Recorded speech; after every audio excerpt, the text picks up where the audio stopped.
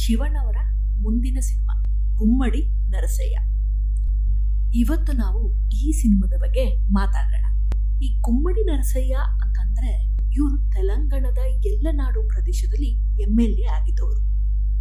ಇವರು ತಮ್ಮ ಸರಳತೆಗೆ ತುಂಬಾನೇ ಫೇಮಸ್ ಆಗಿದ್ದವರು. ಇವರ ಜೀವನ ಕಥೆನ ಶಿವಣ್ಣ ಅವರು ಈ ಸಿನಿಮಾದಲ್ಲಿ ಮಾಡ್ತಾ ಇದ್ದಾರೆ. ಈ ಸಿನಿಮಾವನ್ನ ತೆಲುಗಿನ ಆಕ್ಟರ್ ಪರಮೇಶ್ವರ್ ಅವರು ಡೈರೆಕ್ಟ್ ಮಾಡ್ತಾ ಇದ್ದಾರೆ. ಇವರು ಈ ಹಿಂದೆ ಸಿನಿಮಾಗಳಲ್ಲಿ ನಟಿಸ್ತಾ ಇದ್ರು. ಸಿನಿಮಾಗಳಲ್ಲಿ ನಟಿಸುವಾಗ್ಲೇ ಇವರಿಗೆ ಡೈರೆಕ್ಷನ್ ಬಗ್ಗೆ ತುಂಬಾನೇ ಇಂಟ್ರೆಸ್ಟ್ ಇತ್ತು. ಹಾಗಾಗಿ ಈಗ ನಿರ್ದೇಶನ ಮಾಡ್ತಾ ಇದ್ದಾರೆ. ಸೊ ಇದು ಪ್ಯಾನ್ ಇಂಡಿಯಾ ಪ್ರಾಜೆಕ್ಟ್. ಸೊ ಡೈರೆಕ್ಟರೇ ಹೇಳೋ ಪ್ರಕಾರ ಈ ಸಿನಿಮಾದ ಕಥೆನ 17 ವರ್ಷ ಮಾಡಿದ ಮೇಲೆ ಅವ್ರಿಗೊಂದು ಸ್ಯಾಟಿಸ್ಫ್ಯಾಕ್ಷನ್ ಸಿಕ್ತಂತ.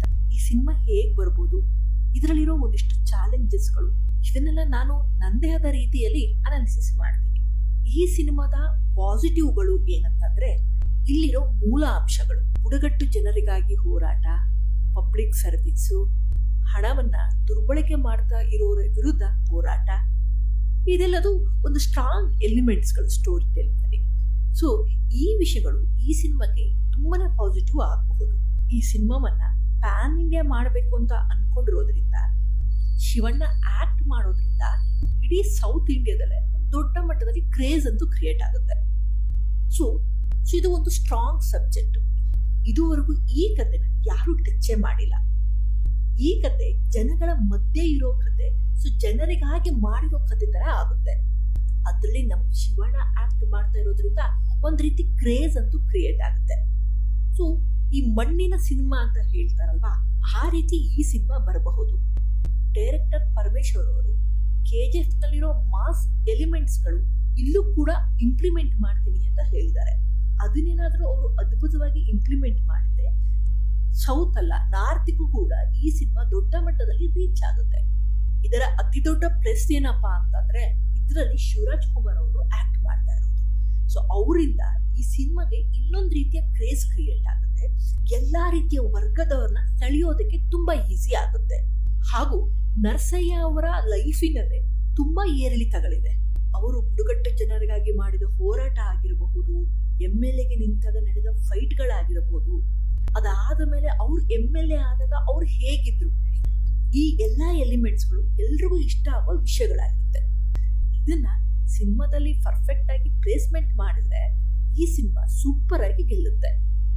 ಇದಿಷ್ಟು ಈ ಸಿನಿಮಾದ ಪಾಸಿಟಿವ್ ಆದ್ರೆ, ಈ ಸಿನಿಮಾದಲ್ಲಿ ಒಂದಿಷ್ಟು ಚಾಲೆಂಜಸ್, ರಿಸ್ಕ್ ಕೂಡ ಇದೆ.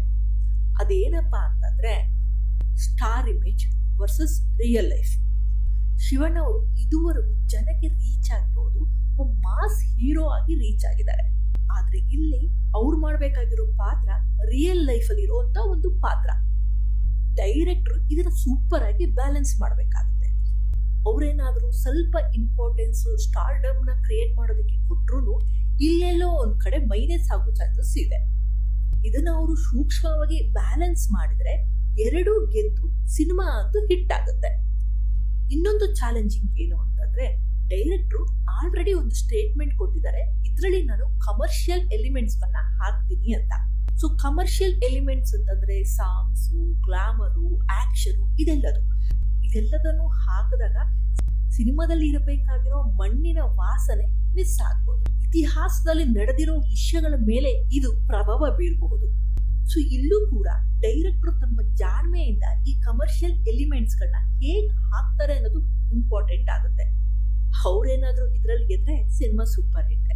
ಹಾಗೂ ಇನ್ನೊಂದು ಇಂಪಾರ್ಟೆಂಟ್ ವಿಷಯ ಏನು ಅಂತಂದ್ರೆ ನರಸಯ್ಯ ಅವರು ತುಂಬಾನೇ ಫೇಮಸ್ ಆಗಿರುವುದು ತೆಲಂಗಾಣದಲ್ಲಿ. ಅವರ ಜೀವನ ಚರಿತ್ರೆ ತಮಿಳು, ಮಲಯಾಳಂ ಹಾಗೂ ಕನ್ನಡದ ಜನರಿಗೆ ಯಾವ ರೀತಿ ಕನೆಕ್ಟ್ ಆಗುತ್ತೆ ಅನ್ನೋದು ಇಂಪಾರ್ಟೆಂಟ್ ಆಗುತ್ತೆ. ಸೊ ಡೈರೆಕ್ಟ್ರು ಯೂನಿವರ್ಸಲ್ ಆಗಿ ಕನೆಕ್ಟ್ ಆಗೋ ಸ್ಕ್ರೀನ್ ಪ್ಲೇನ ಮಾಡಿದ್ರೆ ಡೆಫಿನೆಟ್ಲಿ ಇಲ್ಲೂ ಕೂಡ ಗೆಲ್ಲಬಹುದು ಅಂತ ಅನ್ಸುತ್ತೆ. ಇದೆಲ್ಲದ್ರ ಜೊತೆಗೆ ನಾವು ಬಯೋಪಿಕ್ ಮಾಡ್ತೀವಿ ಅಂತಂದಾಗ ಅದರ ಎಂಡ್ ಅಲ್ಲಿ ಒಂದು ಮಾರಲು ಮತ್ತೆ ಎಮೋಷನಲ್ ಇಂಪ್ಯಾಕ್ಟ್ ನ ಜನ ಡೆಫಿನೆಟ್ಲಿ ಎಕ್ಸ್ಪೆಕ್ಟ್ ಮಾಡ್ತಾರೆ. ಈ ಸಿನಿಮಾ ಏನಾದ್ರೂ ಆ ರೀತಿ ಇಂಪ್ಯಾಕ್ಟ್ ಮಾಡಲಿಲ್ಲ ಅಂದ್ರೆ ಅದು ಕೂಡ ಮೈನಸ್ ಆಗ್ಬೋದು. ಸೊ ಇದು ಒಂದು ರೀತಿ ರಿಯಲಿ ಚಾಲೆಂಜಿಂಗ್. ನನಗಂತೂ ಕುತೂಹಲ ಇದೆ, ನಮ್ಮ ಶಿವಣ್ಣ ಅವರು ಹೇಗೆ ಇದರಲ್ಲಿ ಆಕ್ಟ್ ಮಾಡಬಹುದು ಅಂತ. ಅವರು ನಿಜವಾಗ್ಲೂ ನರಸಯ್ಯ ಆಗ್ತಾರ ಅಥವಾ ಒಬ್ಬ ಸ್ಟಾರ್ ಆಗ್ತಾರ? ಸಿನಿಮಾದಲ್ಲಿ ಹಾಡುಗಳನ್ನ ಆಕ್ಷನ್ಗಳನ್ನ ಹೇಗೆ ಇಂಪ್ಲಿಮೆಂಟ್ ಮಾಡ್ಬೋದು ಅಂತ. ನರಸಯ್ಯ ಅವರ ಜೀವನ ಕಥೆನ ಹೇಗೆ ಇಂದಿನ ಜನರೇಷನ್ಗೆ ಎಕ್ಸ್ಪ್ಲೈನ್ ಮಾಡ್ತಾರೆ ನಮ್ಮ ಡೈರೆಕ್ಟ್ರು. ಇದನ್ನೆಲ್ಲದನ್ನು ಅವರು ಅದ್ಭುತವಾಗಿ ಅಚೀವ್ ಮಾಡಿದ್ರೆ ಈ ಸಿನಿಮಾ ಒಂದು ಇಡೀ ಸೌತ್ ಅಲ್ಲಿ ಗೇಮ್ ಚೇಂಜರ್ ಆಗುತ್ತೆ. ನೋಡೋಣ ಈ ಸಿನಿಮಾ ಹೇಗ್ ಬರಬಹುದು ಅಂತ. ಫಸ್ಟ್ ಲುಕ್ ನೋಡಿದ ಮೇಲೆ ಒಂದು ಸಣ್ಣ ಭರವಸೆ ಅಂತೂ ಮೂಡಿದೆ. ಶಿವನವರ ಲುಕ್ಕು, ಅವರ ಕಾಸ್ಟ್ಯೂಮು ತುಂಬಾ ಚೆನ್ನಾಗಿ ಡಿಸೈನ್ ಮಾಡಿದ್ದಾರೆ. ಹಾಗೆ ಇಂಡೈರೆಕ್ಟ್ ಆಗಿ ಕಥೆಯ ಥೀಮ್ನ ಕೂಡ ಹೇಳಿದ್ದಾರೆ. ಅಂದ್ರೆ ಶಿವಣ್ಣ ಅವರು ಸೈಕಲ್ ಅಲ್ಲಿ ಬರುವುದು, ಹಾಗೂ ಅವರು ಆ ಸವೆದೋಗಿರೋ ಸ್ಲಿಪ್ಪರ್ನ ಸರಿ ಮಾಡುವುದು, ಬೇರೆ ಮಿನಿಸ್ಟ್ರುಗಳು ಕಾರಲ್ಲಿ ಹೋಗುವಾಗ ಶಿವಣ್ಣ ಸೈಕಲ್ ತಿಳ್ಕೊಂಡು ಹೋಗ್ತಾ ಇರೋದು, ಇದೆಲ್ಲದು ನಾಯಕನ ಸರಳತೆಯನ್ನ ಹೈಲೈಟ್ ಮಾಡುತ್ತೆ. ಸೊ ಇಲ್ಲಿ ಶಿವಣ್ಣ ಆಕ್ಟ್ ಮಾಡಿರೋದ್ರಿಂದ ಸೊ ಅದು ಕಮರ್ಷಿಯಲಿ ಕೂಡ ಕನೆಕ್ಟ್ ಆಗ್ತಾ ಇದೆ. ಸೊ ಸಿನಿಮಾ ಕೂಡ ಇಷ್ಟೇ ನೀಟಾಗಿ ಇಷ್ಟೇ ಅದ್ಭುತವಾಗಿ ಬಂತು ಅಂದರೆ ಡೆಫಿನೆಟ್ಲಿ ಇದು ಸಕ್ಸಸ್ ಅಂತೂ ಆಗುತ್ತೆ. ಇದು ನನ್ನ ಒಪಿನಿಯನು. ನಿಮಗೇನು ಅನಿಸ್ತು ಅಂತ ನೀವು ಕಮೆಂಟ್ ಮಾಡಿ.